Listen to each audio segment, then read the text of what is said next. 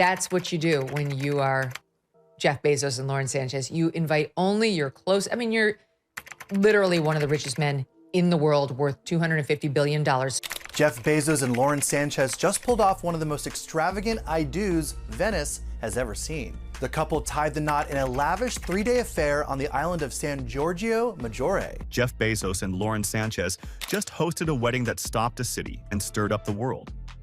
What was meant to be a private celebration became something much bigger, something no one could ignore. Behind closed doors and beyond the official photos, small details set off waves of chatter, questions, and criticism. From the moment the first jet touched down, the event sparked reactions that reached far past the canals of Venice. Why did one choice at this wedding catch everyone's eye? And how did a single weekend turn into a lightning rod for debate? Let's take a closer look at what really unfolded. Venice's billionaire wedding storm. Venice, long a symbol of beauty and cultural heritage, became both a stage for opulence and a site of resistance during the wedding of Jeff Bezos and Lauren Sánchez. As the billionaire couple celebrated their nuptials in grand style, the city was reshaped, physically and symbolically, into what many described as a private playground for the ultra-wealthy, while Venetians and activist groups voiced outrage at what they saw as yet another instance of the city being exploited for the rich and powerful. Protesters are out as well, unfurling banners, staging mock weddings, reminding the world that Venice has lost over half of its residents since the 1970s due to mass tourism. Bezos has donated several million dollars to preservation institutions in Venice. The multi-day wedding, reportedly costing around $50 million, spanned a series of breathtaking venues, including the historic San Giorgio Maggiore Island and the Arsenale, a former shipyard now used for cultural events. Each location, rich in Venetian history, was meticulously staged for sunset ceremonies and themed soirees that stretched well into the night. Parts of the city's waterfront, St. Mark's Square, and the Rialto Bridge were cordoned off for receptions, cocktail hours, and after-parties. Entire sections of Venice appeared transformed into private enclaves, heightening local frustration over the appropriation of public space. Behind the scenes, an army of planners, coordinators, and security personnel worked around the clock to stage the elaborate festivities. Managing over 200 VIPs at multiple venues in a city famous for its narrow alleys and canals was no small feat. Private jets and luxury yachts ferried attendees, with Venetian waters becoming a parade of super yachts.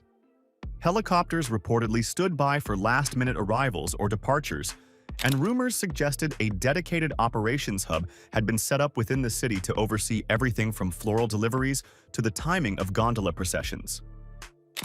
The airspace and waterways saw unusual traffic, as logistics teams ensured that the movement of VIPs remained smooth and discreet.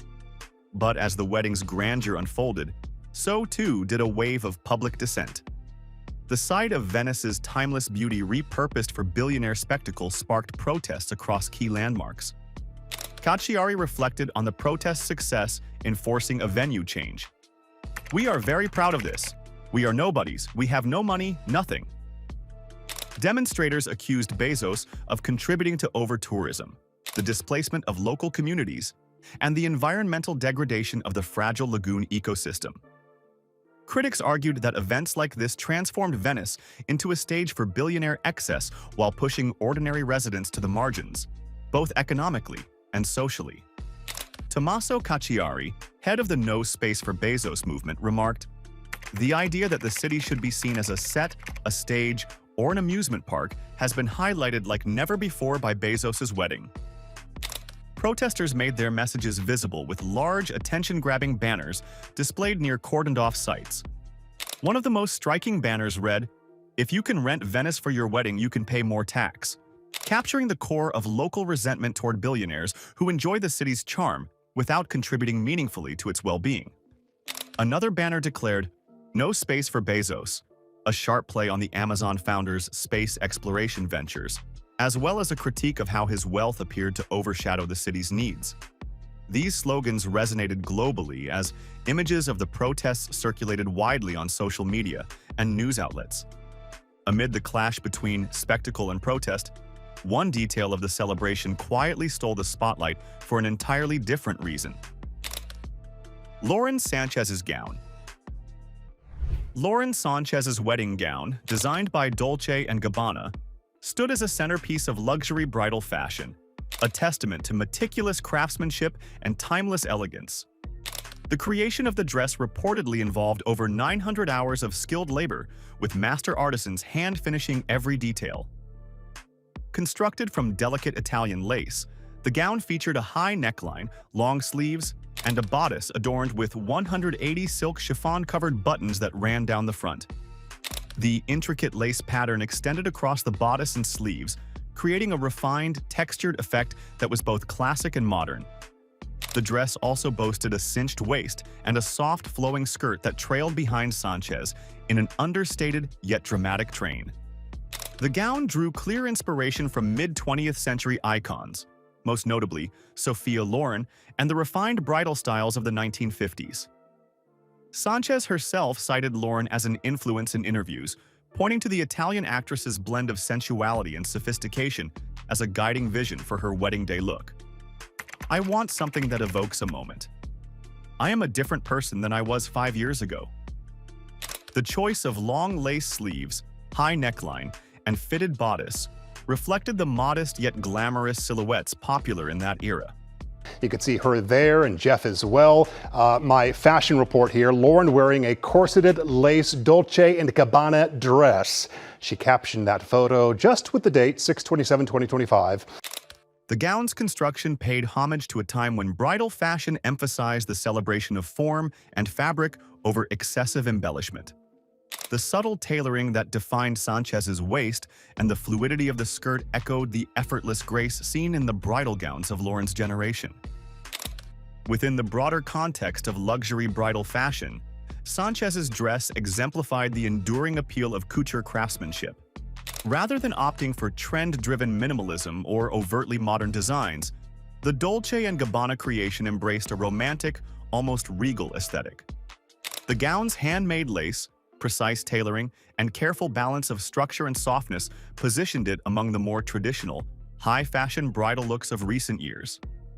It demonstrated how luxury brands continue to find fresh ways to reinterpret classic silhouettes for contemporary brides seeking elegance with historical resonance.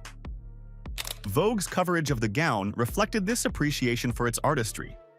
The publication highlighted the dress as a standout example of Italian couture, praising its intricate detailing and the harmonious blending of tradition with individual expression.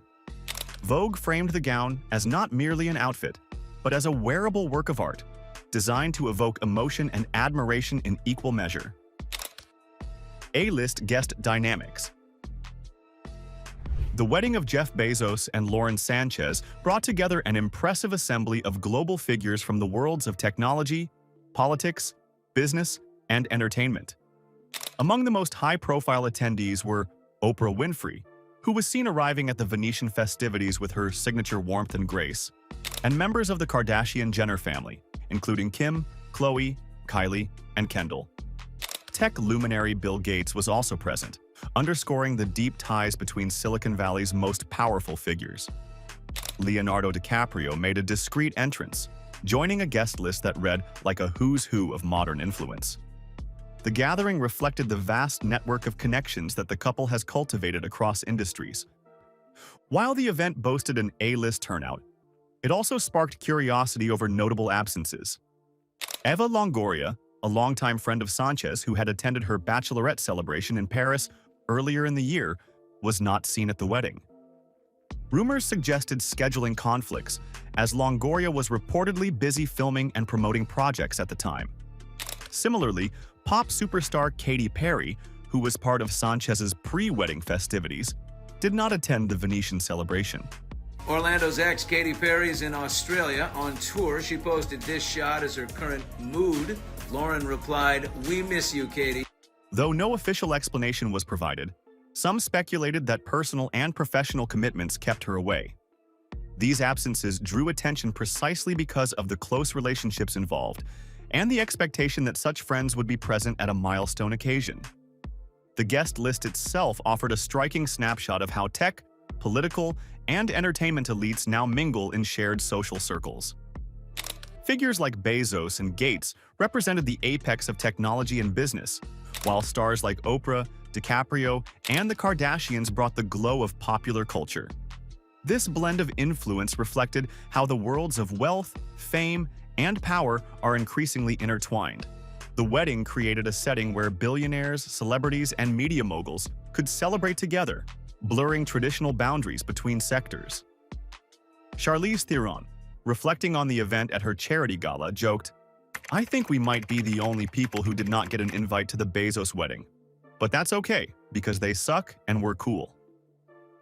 The optics of assembling so much concentrated power in one place did not go unnoticed. The event symbolized the convergence of global elites, a rare occasion where leaders from disparate fields gathered under one roof. It highlighted the vast reach and influence of the couple, and the social circles in which they move, offering a glimpse into the modern aristocracy of wealth and fame. One famous attendee soon found himself at the center of unexpected scrutiny, turning quiet moments into headline material. Leonardo DiCaprio's dilemma. Leonardo DiCaprio's presence at the lavish wedding of Jeff Bezos and Lauren Sánchez became a focal point of attention, not for his star power alone, but for the contradictions it appeared to highlight. Before the party, celebs including Oprah, Usher, Leonardo DiCaprio, and the Kardashian family could be seen in their outfits as they headed to board water taxis. DiCaprio, known globally for his outspoken climate advocacy, reportedly arrived in Venice via private jet, a mode of travel often criticized for its significant carbon emissions. Once in the city, he made notable efforts to keep a low profile during the high-profile event. DiCaprio was repeatedly seen wearing a low-sitting baseball cap, often paired with a hooded sweatshirt, as he moved between venues and ultimately departed Venice. His attempts to stay under the radar were striking, given the otherwise very public nature of the occasion. Social media and news outlets quickly seized on what many saw as an example of climate hypocrisy. DiCaprio has long championed environmental causes, addressing the United Nations on the urgency of combating climate change and producing documentaries that warn of ecological disaster. Against that backdrop, his participation in a billionaire's multi-day wedding, complete with private jets and super yachts, drew swift backlash. Posts on platforms like X, formerly Twitter, mocked the actor for what appeared to be a disconnect between his public messaging and private actions.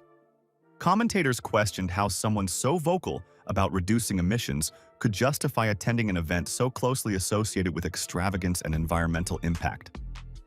DiCaprio's history as a climate advocate made the scrutiny particularly sharp. Over the years, he has donated millions to environmental organizations, spoken at global summits, and used his platform to promote sustainability.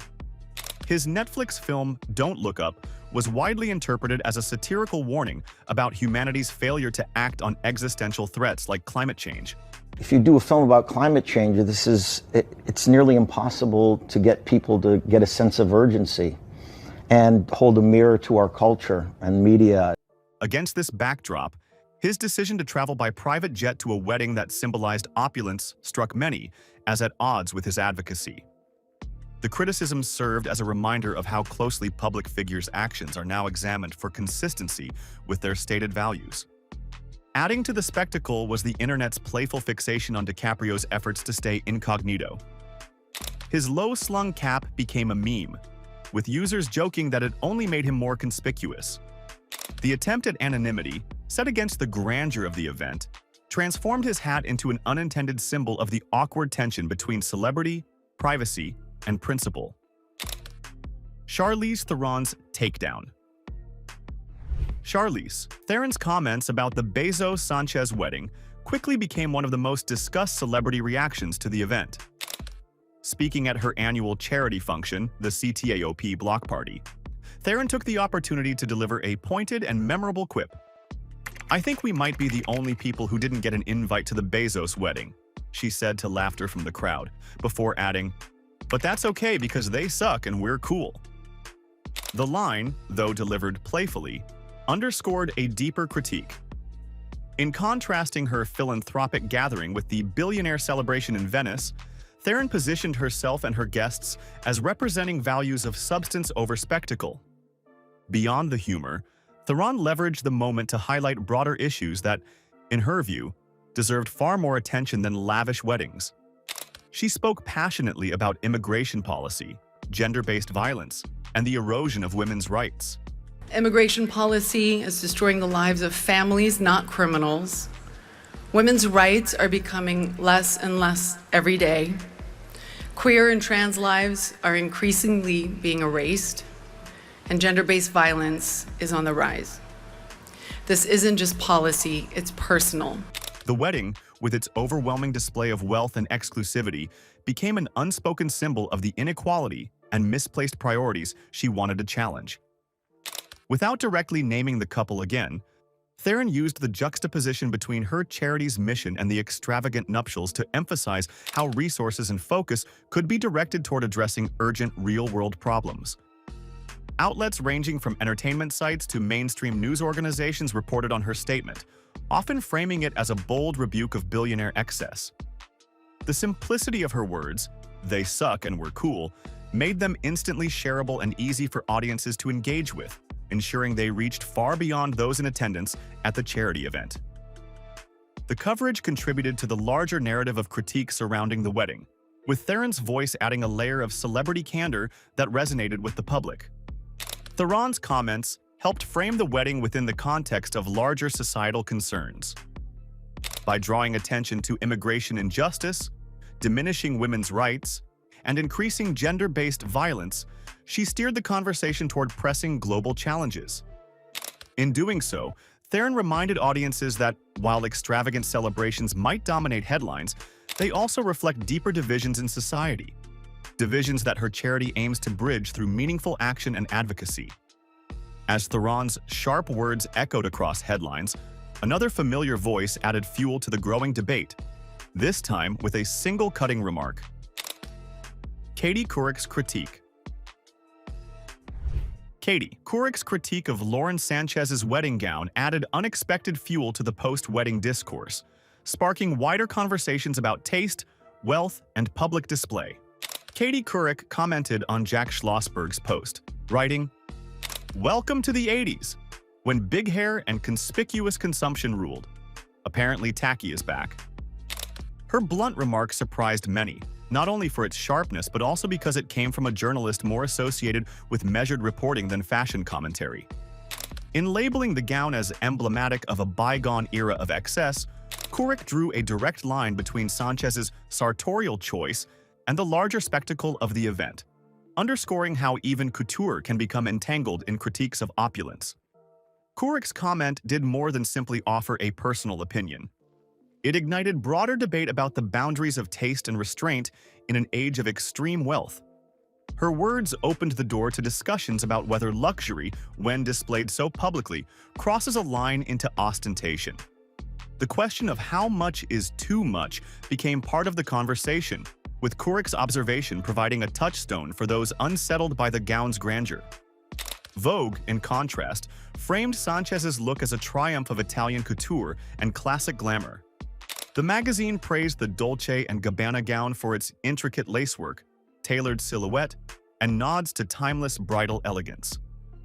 Vogue highlighted the meticulous craftsmanship and romantic aesthetic of the overall look, depicting Sánchez as embodying old-world sophistication and celebrating Italian artistry against the breathtaking backdrop of Venice.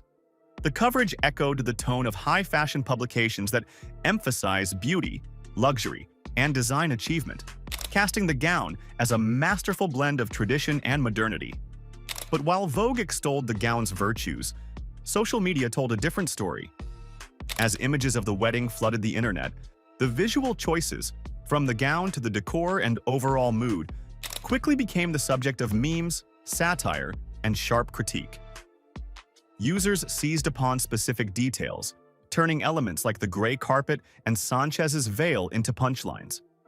Posts playfully compared the wedding's aesthetic to office parties, fashion relics, or scenes from dystopian fiction. The sheer scale and visibility of the event made it an irresistible target for parody. as people found humor in juxtaposing intended elegance with perceived moments of excess or awkwardness. Online responses reflected a striking polarization between admiration and mockery. While some praised Sanchez's bridal style and the wedding's grandeur, others saw the display as over-the-top or tone-deaf in a time of global economic and social tension. The divide in reactions showcased how luxury events can evoke both envy and criticism, depending on the viewer's perspective. The wedding's visuals became a kind of digital Rorschach test, where some saw beauty and aspiration, others saw indulgence and a disconnect from ordinary reality. Was Jeff Bezos and Lauren Sanchez's wedding a stunning celebration of love, or just another display of billionaire excess? Let us know what you think in the comments below. If you enjoyed this video, give it a thumbs up, hit that subscribe button for more, and don't forget to check out one of the 2 videos on your screen now. You won't want to miss them.